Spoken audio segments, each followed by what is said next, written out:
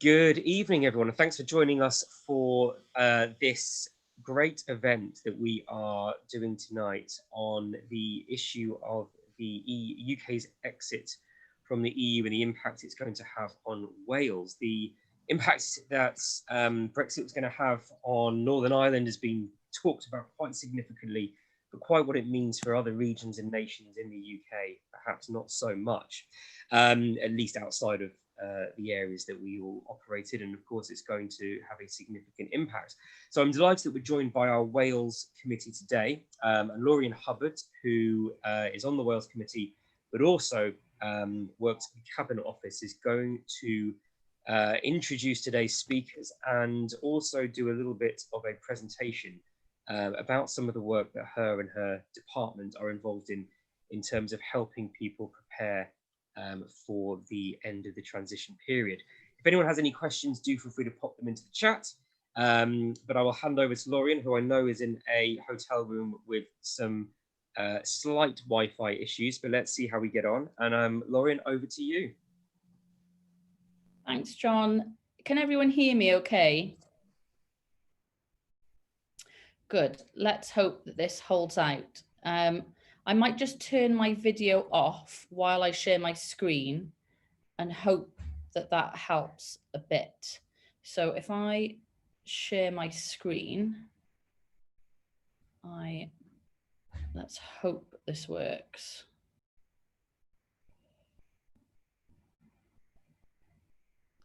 And bring up PowerPoint. Can everyone see that? Yeah, great. So I am going to start the slideshow. Okay.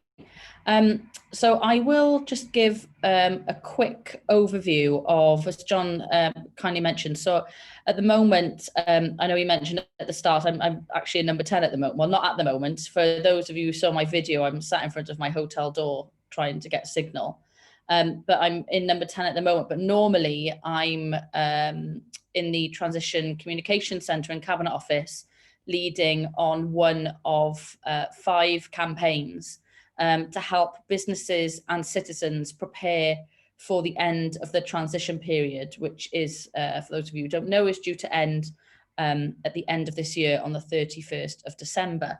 So I just wanted to give you a brief overview of what that overarching campaign looks like before I hand over to my colleague Zoe, who I've been working closely with, who is the campaign lead for transition in the Office of Secretary of State for Wales, and Paola, who's very kindly agreed to talk to you all about how her business, a very interesting business, and hopefully the video will hold up that I can play it for you, and how her business is preparing. So we thought this was a good way of helping PR professionals to understand how businesses are preparing and what you can do to help in your organizations, or indeed just to understand what we're doing in the campaign space anyway. So creating compelling and creative campaigns. So the UK transition campaign, UK's New Start, let's get going. So when the campaign kicked off in July, it was very much around, focusing on raising that awareness. We had a big broadcast moment where we were looking at multiple channels above and below the line to get that awareness in everyone's minds. Obviously, it's been a difficult task with COVID and trying to get these messages to cut through. So when we initially kicked off the campaign, it was very much around, transition period is ending. We have a real opportunity here with the UK's New Start, and let's get going and how businesses and citizens can prepare. For those of you who have joined multiple sessions that we put on last year around the OASIS framework, this is still very much the framework that we have used to base our campaigns around. So making sure that we've got those objectives, we understand exactly what our audience insight is, who our audiences are, and how we can target them with the strategy, and then the implementation, so that tactical side that I'll talk through in a moment, and then indeed evaluating everything that we're doing as we go through. So I won't spend too much time on this because surely some of you who've joined this are probably overloaded with OASIS training and various things that we've put on for you over the last 12 months. So the objectives, so again, this is an overarching objective to the campaign. I've mentioned I'm one of 5 campaign leads, and I'll go into that shortly around what those 5 campaigns are. But the overarching objectives of the campaign is to communicate indeed that the end of the transition period is ending, and that means new arrangements with the EU and for the rest of the world, of which citizens and businesses need to prepare.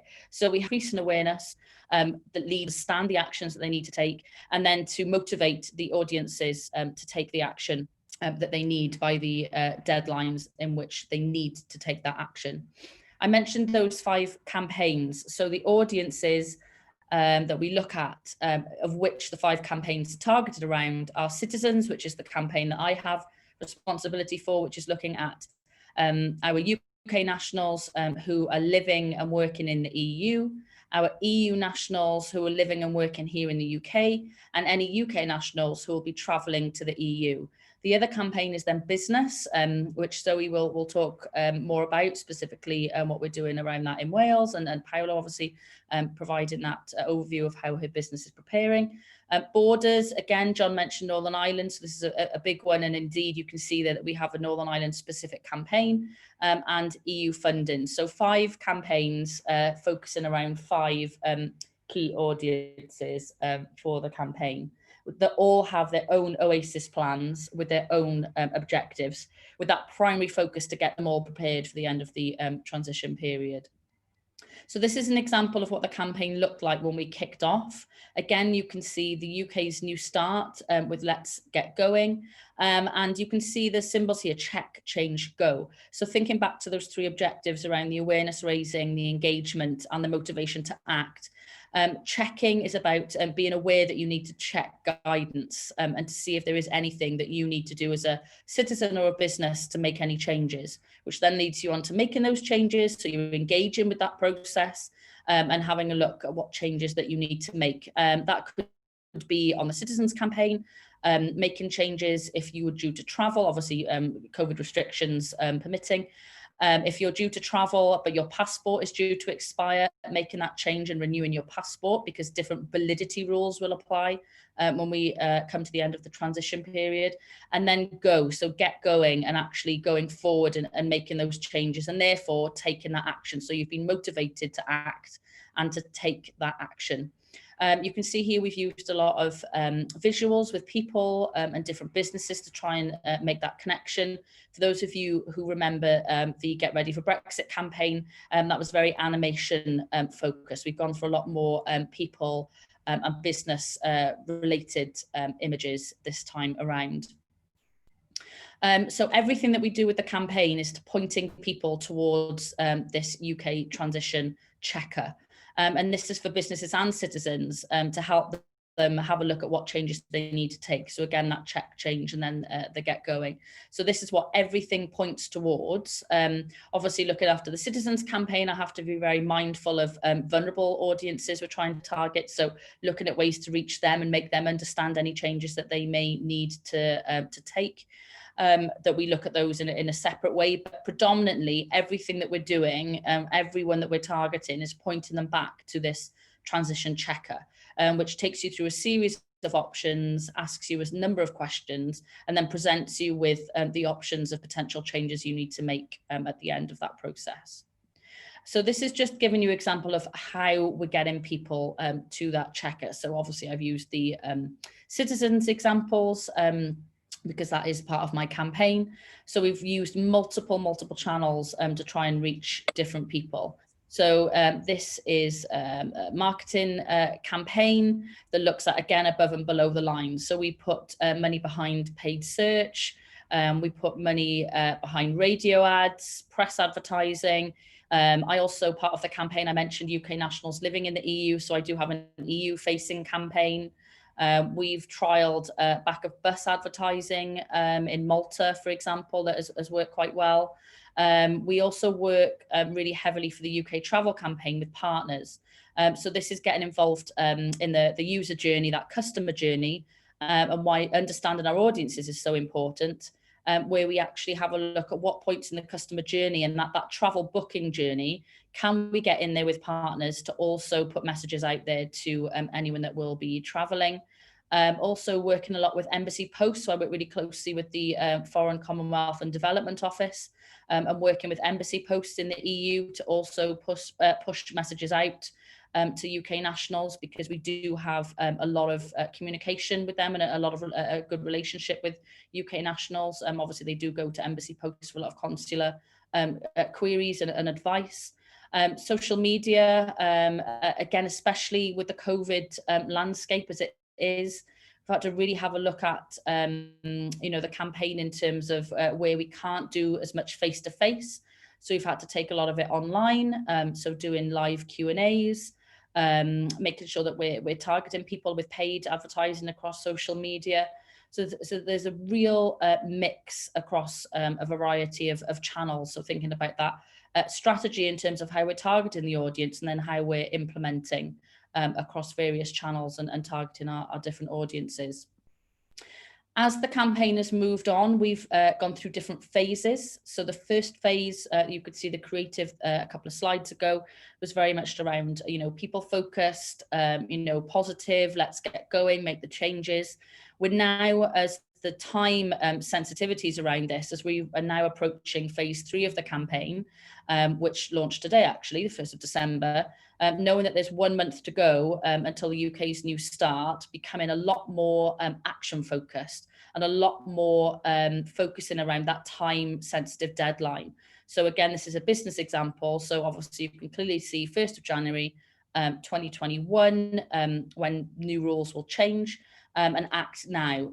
So this is another example where we're actually saying time is running out. So the creative has very much changed from, that more, we've got a new start, have a look at what you need to do to get going. And as we get through to the 3rd phase now, towards the end of the transition period, we've changed that message. We've changed it to a lot more action focused, focusing on that time critical nature. And we're actually seeing that more people are starting to engage and complete the actions that they need to. And this is something that we've known for a long time with the campaign, especially with the different extensions that we've had in Brexit, that a lot of people, when we were looking to leave the EU, we had 3 extensions in the over the couple of years since the Article 50 was triggered, a lot of extensions of when the transition period, when we would leave the EU, and then when the transition period would then kick in, make those changes until towards the end. Obviously, that coupled with the fact at the moment that negotiations are still ongoing around a free trade agreement, we're still seeing that a lot of businesses are not completing the actions that they need to take, when actually, even without that free trade agreement and that deal in place, there's about 80% of actions that businesses can take now, because regardless of a deal, there's still a number of actions that they will need to take to make changes. So again, knowing the audiences, looking at that evaluation, constantly reviewing, constantly testing the campaign. We're changing the creative, the messaging all the time to make sure that we're cutting through the COVID noise, reaching those audiences and making them aware that there are still actions they can take now, and that time is indeed running out. So it's been a huge campaign right across the UK. Obviously, talking to you tonight, looking at the Wales specific element of the campaign. I also have a nation's hat on when doing this campaign. So it's also my responsibility to have a look at, yes, it is a UK-wide campaign, but knowing the political landscape and our makeup within the UK, that there were differences in Northern Ireland, in Scotland, in Wales, and then the differences that compares to with England. This is why I work really closely with our nations arm, our UK government nations arm, and Zoe, who is here tonight from the Office of Secretary of State for Wales, focus. And so we will talk us through now what they're doing in the Wales office that helps support and amplify the campaign, taking it from that UK-wide approach and how Zoe puts it into practice in Wales and makes it a lot more specific when we're talking to the nation. So I'll stop there, and Zoe, hand over to you if that's all right. Yeah, thanks, Laurian. Can you hear me okay? Yeah, we can. Thank you. Great. So a little disclaimer, there might be a tad of background noise with family time looming. Yeah, back to the matter in hand. Obviously, forgive me, the Office of the Secretary of State for Wales, those that are not familiar with our work, it's very much about representing the voice of Wales in Westminster and in turn representing UK government's voice in Wales. We were given specific funding by the Cabinet Office in order to have a very strategic focus campaign that complemented the central campaign, and to really drill down in and tap into those audiences, those that harder to reach audiences that perhaps the central campaign wasn't achieving. So our overriding objective was to ensure business readiness across all Welsh business sectors. And of course, it was all about the business sector and the communities that were key for us. Those were our key audiences. Not mitigating, of course, the citizens element, but as a non-delivery department, we have to be certain that we're focused on kind of those areas that are almost a shared responsibility for us. And it was all about the business readiness and the preparation. Who were our audience? Well, we were guided by our colleagues in the business department in London that we needed to recognise who they were, and for us that we have some really key priority sectors in Wales, as everyone is aware, and it's automotive, advanced manufacturing, the construction, aerospace, agriculture, huge, the creative industries, the list goes on. So we know who they are, but what do we know about them? And we know that some of them are really hard to reach. And the truth is, we don't know a lot.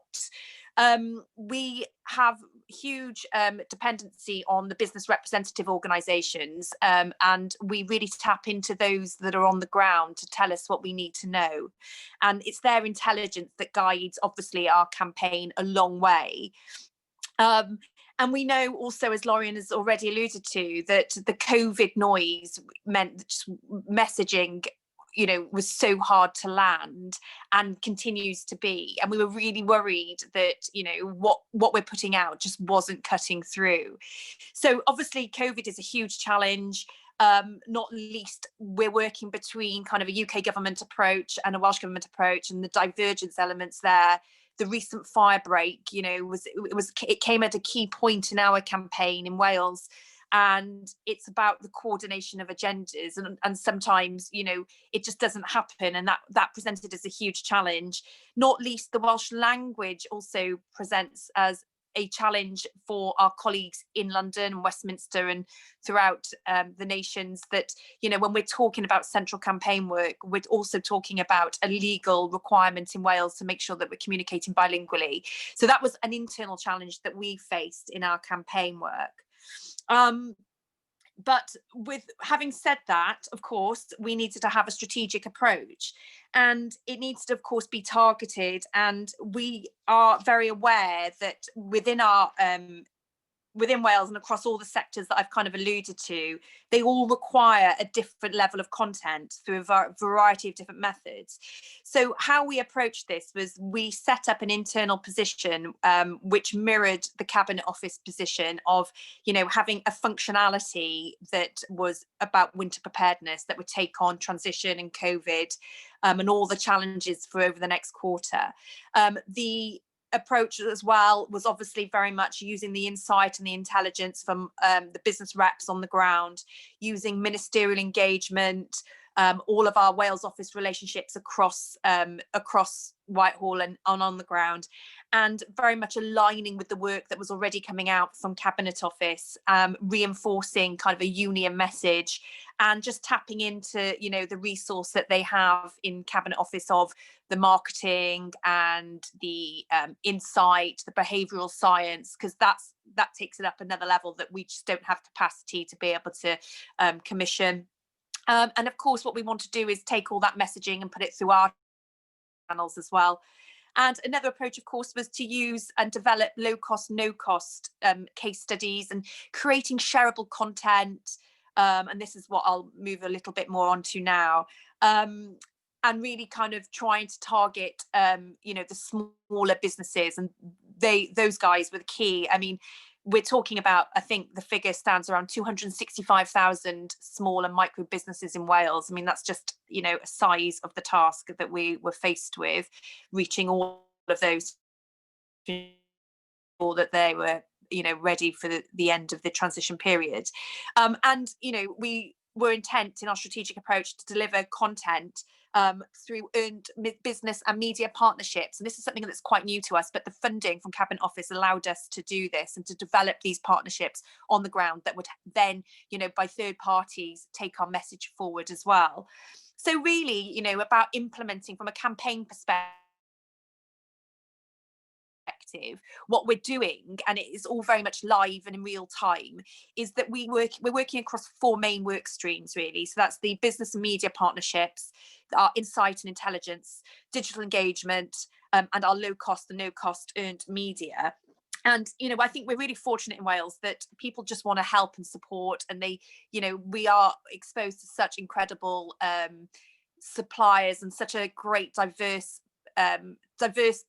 you know, audience, that actually, you know, it's very cost effective to use our own, and this has been really valuable to us. So in terms of a business partnership, we've partnered with Business News Wales. I'm sure you're familiar with them, and they're doing a stellar job at hosting a number of our low cost no cost events.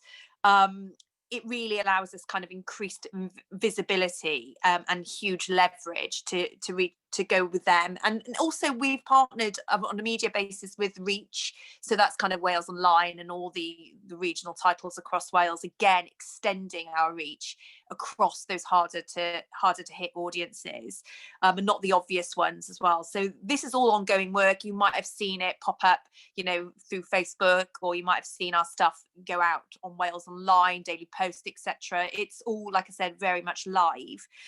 The insight, we confess that this is hard for us, the intelligence gathering. So we've commissioned further polling. I think that was really key. We partnered with both the business and, you know, we're trying to build a bit of a baseline for delivery, for future delivery. And, you know, with our digital engagement, we've tapped into Cabinet Office's, their government communications service, their local team, and they're out there. You know, Paola is one perfect example of how we're just, you know, uncovering this wealth of brilliant case studies, and just trying to, you know, maximize on these guys, and just saying, look, you know, hopefully this will really work for you. Get your message out there, have a bit of promotion, push and be a mentor to other companies who are struggling, don't know what they're doing.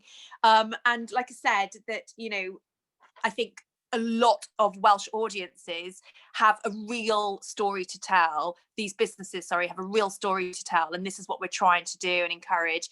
And then, you know, our low cost, no cost is all the traditional elements of our work as PR professionals. So that's, you know, tapping into all our traditional broadcast media, using ambassadors to voice. And for us, that's the ministers, our Secretary of State for Wales, our minister, tapping into other cabinet secretaries, tapping into other ministers, and using them as a bit of a platform to push again hard. And we obviously utilise all our stakeholder networks. You know, we are so fortunate that we, you know, for years been building these relationships and bridges right across Wales, and we're just, you know, saying, please come on, we have to get businesses to prepare. What can we do together to achieve this? Is it working? Well, I guess, you know, we'll soon know. I think we are certainly in a position where there's heightened activity. We are hosting webinars, we are hosting podcasts, we are doing all the kind of the obvious levels of virtual discussion and digital engagement that we can. We are seeing a lot more activity going through. How are we measuring that? Well, you know, our KPIs, all the obvious things that you'd think of in this role. So it's, you know, increased interactions with our UK Gov websites, you know, tracking back to see where those have come from. Is it through our Reach partnerships? Are people clicking through all our ads? our digital case studies, are they working? And again, it's all about measuring the impressions and the click-throughs on our digital reach. Our webinar sign-up figures are, increasing, which is a really positive sign. And not with our same audiences, not with companies that we're looking, always looking to. So I think there's a real push from the BROs on our behalf, not just their memberships, but it's the supply chains, it's those smaller micros that seem to now be signing up, wanting to know more. And I think ultimately, we're getting a lot more direct feedback that, partners and stakeholders are telling us that there is more of an eagerness. It's starting to cut through the noise, and we're just making sure that we measure this. We're also seeing a lot more activity on our behalf. So we're noticing that there's digital engagement happening through big businesses in Wales that are mentoring the smaller businesses. There's a recognition that actually, unless they guide their supply chain, there's going to be blockages. So there's a real increase in that level of activity. So that's not stuff that we're directly involved in, but it's as a consequence. So these are really positive signs. And I think without the central campaign as, an absolute guide of, this is what we're doing, I don't think we'd be where we are. But I think this is the work that we're doing is really critical and certainly is complementing Cabinet Office. So yeah, that's pretty much a very quick canter through the campaign. I hope I've hit most of it, Laurian. No, thanks, Zoe. I think there's just a question that has come in from Neil, where he has said, how is the partnership with Reach going? Yeah, really good. Thanks, Neil. I think what we found is that we have such a small team here in the Wales office in Cardiff and in London, but specifically we're based in Cardiff, that we've had to rely on them to do a lot of the heavy lifting. That was very much, one of the non-negotiables really from the start, that look, we haven't got the resource. We're like a team of maybe 3 or 4 permanent members of the staff, and we have to cover all comms disciplines within that 4. And when we spoke with Reach very early on, we said to them, we're going to need you to really go out and just we'll give you the guidelines, we'll give you the case studies, but please, we're going to be dependent. And they've just really delivered. And I from a working level, an operational level, it's been brilliant. And I think the results will show actually our objective and what we're trying to achieve will have also cut through. So fingers crossed. But thanks for the question, Neil. Can I just come back on that? I'm quite interested in the stuff we Reach, because we've been down to see them. I'm at the University of South Wales and had the selling pitch and all that sort of stuff, But I'm intrigued by the success you've had, because I find there's a lot of people I work with who don't understand how comms has changed now. They still CPR as a bit of page 3 on the Western Mail and everyone's happy, that's how it works. But I'd be quite intrigued to know how when we get to the end of this process, how you feel. Is it value for money, basically? Because we might have to start selling this product into our people in the university and say, the only way you're going to get coverage is if you cough up, basically. So thank you for that. It's quite interesting to hear that it does actually work. Yeah. I suppose... I'd be very happy to report back on the findings. We're in kind of a really key point where, things are going to now, we've put out online, we're about to put out in print. And then, I think probably at the end of, like Laurian was talking about the phases, at the end of this phase, then we'll take a true measure and evaluate from there. And I'd be happy to come back and kind of talk you through whether it was a success or not, or we can just have a chat offline. But yeah, that'd be great. I'm assuming everything doesn't stop on the 31st of December either. No, and this is another thing. So all this engagement, and we really are wheeling it out, week in, week out.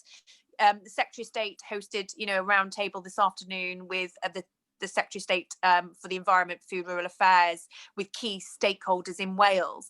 And, this level of engagement is absolutely critical. That was this afternoon. We've got a webinar on Thursday. We've got another one next week. And it's like, it's a machine. We're really having to churn this out and keep it at a really high level. But no, it doesn't stop on the 31st, because we'll then move into, we're about to hopefully be in a negotiated or a non-negotiated position in the next couple of weeks, and that's going to change the dialogue within engagement then. So, we're very much flying by the seat of our pants, really, if I'm totally honest, from a campaign message point of view, from a Wales office anyway, because we're always going to have to be adapting. But as of the 1st of January, so we move into our fourth phase of the campaign, and things will then evolve again for us on the ground.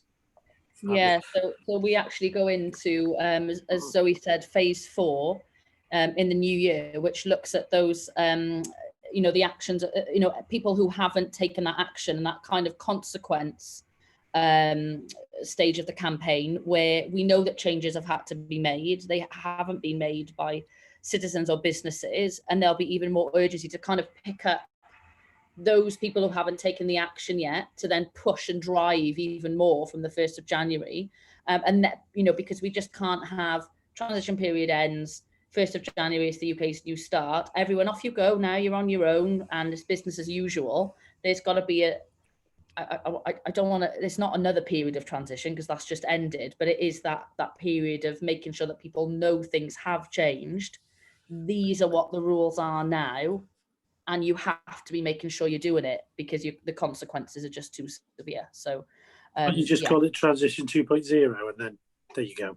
Sorted. Maybe. I don't think that would land, but internally, just like you know, we stopped using Brexit and we moved into transition, but some Brexit terms have come back in because it's just such a high value term to get people to, you know, take notice of what we're doing. So yeah, peaks and troughs, Neil, peaks and troughs. Okay, thank you so much for that. It was really fascinating to hear all those things. So thank you for coming back to me. No, thanks, Neil. And I'm hoping now, before I hand over to Paola, that the video that I'm going to play works from my computer. I really, really hope it does. Because this was a video Zoe mentioned about case studies. This is a video that was put together for her business. So I will just try and share my screen again. If it doesn't work, 'cause it might play from mine but not come through to you guys. So just wave at me if it starts to go wrong. So I'm going to play it now and hopefully it'll work.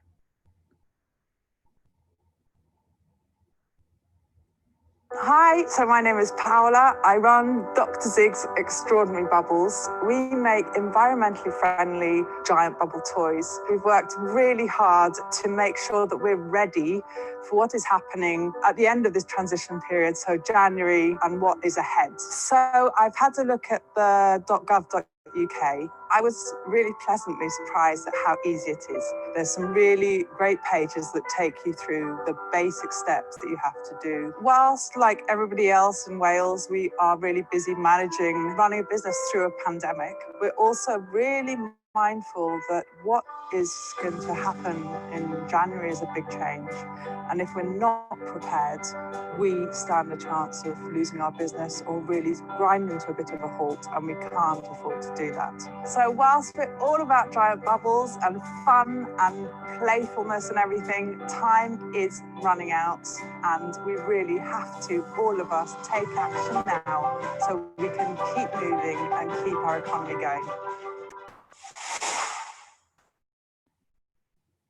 I'm really surprised that did work, and I'm glad because I love this video, and I'm not just saying that, Paola, because you're on this call and about to speak. I genuinely do love the video. So yeah, without further ado, I will hand over to Paola. The purpose of this is obviously to, although she'll be talking about her business and how she's preparing, to kind of think of it in the from a PR perspective and a comms perspective of maybe some of the things that you can help your organisations do. So without further ado, Paola, I'll hand over to you. Thank you. So I think that video is just a huge thank you to Dan, who came up and directed and helped me say the right words, because I think it's quite key, the message that you're getting across there. You know, time is running out and it's the end of transition, and we need to be prepared. So I think he did you proud in getting that quite clear message across, and also very, very good film editing and shooting. So as the video said, I run a small business. I'm a manufacturer. I started at the kitchen table, and now we are shipping out all over. We've got a shipment these next 2 weeks going out to Australia, US, and Germany and France. And we're trying to get very busy and get everything out before the end of transition, because much as we have done, as we've been working the whole of this last year, getting ready for these huge changes, there is much that's not we can't prepare for because the rules haven't been, there is still no deal. We still can't get our certificate of origins. There's a lot of, basic paperwork that we can't do. I think at Dr. Zigs, because it's giant bubbles and our tagline is changing the world one bubble at a time, we're all about being positive and all about the world isn't always a great place, but what can we do to do the best we can and spread some smiles whilst we're at it. And I think this Brexit, and I think is a very good word to still grab people's attention, and the end of transition is going to be one of those crucial moments, marks in time, and where we're going to need to keep going. Because I think, as saying in the video, there is a chance that we can really grind to a halt if we aren't prepared. The question as a business will always be, are we prepared enough? And I don't know what the answer is for that. We're super proud to be a Welsh business. And I think that's quite defining in everything that we do. And we are based up near Snowdon. And I think that sense of place, Snowdonia is an incredibly beautiful environment, and that shows in our product, and we show this to the world. So when we're shipping, we are shipping a part of Wales out there. It's Welsh water, 97% of it is Welsh water, and that's a huge, we tell the kids it's Welsh mountain dragon juice, but that's another story. I hopefully there won't be any new regulations on dragon juice coming into effect. But I think it is something that we are very keen, like you said, to help our customers with and our suppliers with. It is something that we are concerned about because we don't quite know what the goalposts are. And it is something that I think you're doing a fabulous job. But again, the noise is COVID. We've been in lockdowns. England is still in a lockdown. Wales, we're just, this new announcement with the pubs not selling alcohol. There's just, it's everybody's kind of grappling with a global pandemic. And I think in the background, the end of transition is beginning to get louder. And I have a feeling it might hit a lot of people like a ton of bricks come the beginning of January. Hopefully, I think what you're doing is fantastic and the message is getting through as far as I can tell. And there is a hell of a lot of useful information that's really well done on the .gov website. That I think the work that's gone on there is massive. And it's hoping that everybody is reading and understanding and taking the time to do that. In terms of practical, I don't know if anybody's got any specific questions that they'd like me to talk about, because I can talk about bubbles and formulations and importing chemicals, and because the bubbles, we have some chemicals that we have to import, as well as the Welsh mountain dragon juice that we're exporting. But it's such a vast thing in terms of a business. So whether it's regulations or paperwork or duties or compliance, there's a lot to be dealing with. So if anybody does have questions, ask me. Otherwise, I'll just talk about giant bubbles because they're great. Let me think. What would be most useful to people who are in public relations to to learn about in terms of a business, or what can I input here that would be most useful for you, you think, for this webinar? Either Zoe or Laurian. Yeah, Paola, that's really helpful to get a sense of what you're doing to prepare. And I think even the fact that that you're an example of somebody who has gone to that transition checker, that you've actually gone through that route and navigated through what it is that we're trying to get other businesses, as Zoe's mentioned, is really trying to push that quite hard in Wales.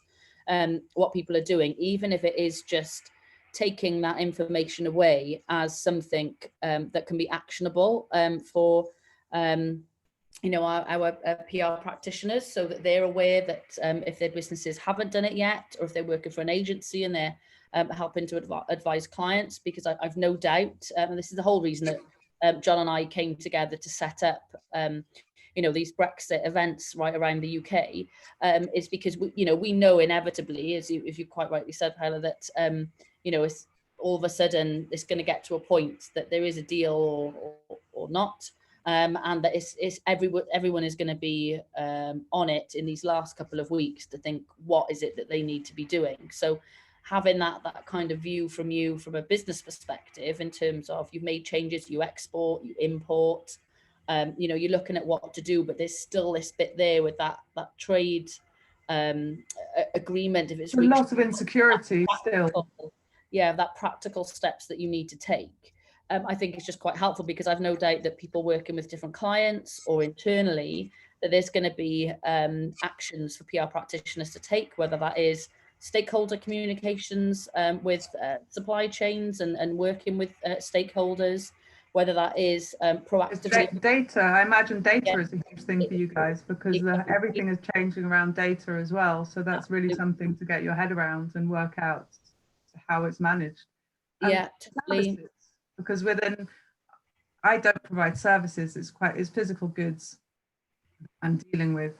My brother-in-law runs a timing company here as well in North Wales, and his very much services, and so he's navigating a whole different route.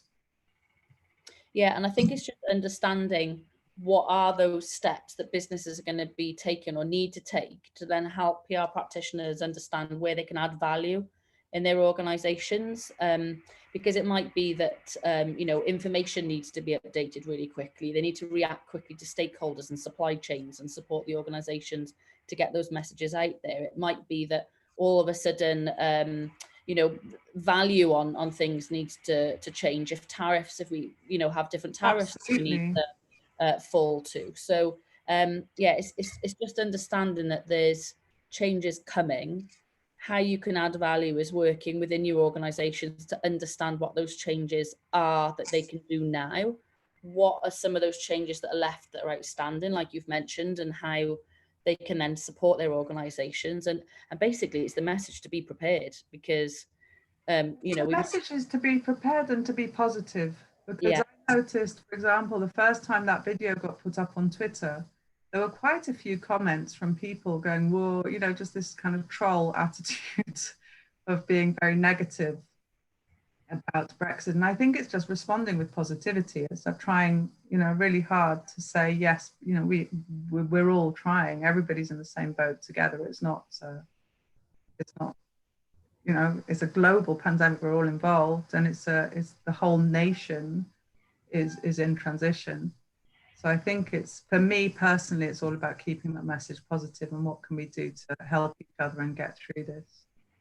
Yeah, definitely. Paola, hi, it's I'll put my video on quickly. Hi, it's John Goes from CIPR here. Hi, John. First of all, huge thanks to you. It's just brilliant to see a small business like yours starting from the kitchen table and taking off. I think that's an inspirational story for all of us. And also, just very quickly, Zoe, I thought your presentation was absolutely fascinating as well. Paola, you mentioned being positive, and also earlier on in your presentation, you talked about some of the shipments that you have going out, including to mainland Europe, but you also mentioned the States and Australia. And I wonder, in the spirit of being positive, If you could give any advice or talk about the process about building relationships beyond the EU and looking forward towards some of the opportunities that you believe might be facing businesses like your own who are exporting, whether it's services or physical goods. And any advice you have about building those relationships further afield and how you go about that and what you see the future of the business further afield looking like. So I think we're quite ambitious as a business. So within Giant Soap Bubbles, a kind of, plastic bubbles come as little plastic toys from China. That's traditionally, they cost 50p, you buy them in a pot, small little pot, and you blow bubbles. And we just turned that around and we've made bubbles that are huge and that are environmentally friendly and are all about talking to the children about what we can do to make a difference. So whether it's about plastics or whether it's about sustainable materials, a circular economy, and these are global conversations. We've got a lovely project called Bubbles Not Bombs. So we send bubbles out to kids who need them around the world as well. So and we work with like Dyboski-Bryant and kids within Wales and UK as well. So it's refugees here, refugees further afield, and kids who need them. And I think everything we're doing has a global appeal. So we're very lucky in that way. And we are an outward looking company. So whilst we're based in North Wales, it's all about kids all over the world, and it's about bringing people together. And in terms of reaching out, what we did, I took part in some Welsh trade missions. I went to New York with a Welsh trade mission and to Japan. These were a few years ago. And each of these trade missions really helped me start to look towards building relationships and seeing where we could go with the bubbles. It takes time. I think that somebody gave me that advice when I very first started exporting, saying, it takes, especially with Japan, it takes time to build these relationships and to make these connections, and for us to be ready as a company as well, because whilst I had these great ideas about export, there's a hell of a lot that's actually involved and scaling my production. And I keep having great ideas. So I bring new products in, which then holds us back because I've got to develop them. It's all exciting. But because we're so unique and very niche, but it means that we have got, with climate change and people being more attentive to sustainability, we've got a fantastic product and a great message to get out there, and people are really keen to buy the product. I mean, you've definitely got a great product, and you bring in a lot of, I think we're kind of veering off Brexit now, but it's such an interesting... Yeah, sorry. No, it's great. I think it's such an interesting area. You've obviously brought in things like social purpose in terms of your sustainability approach, in terms of your outreach to certain communities and that. I just wonder, before we sort of started the talk, we had a brief chat, and you were mentioning about sort of considering a bit more sort of formal public relations support. But it sounds to me like actually a lot of the work that you've done, and you just mentioned it there in terms of sort of talking about and communicating the message.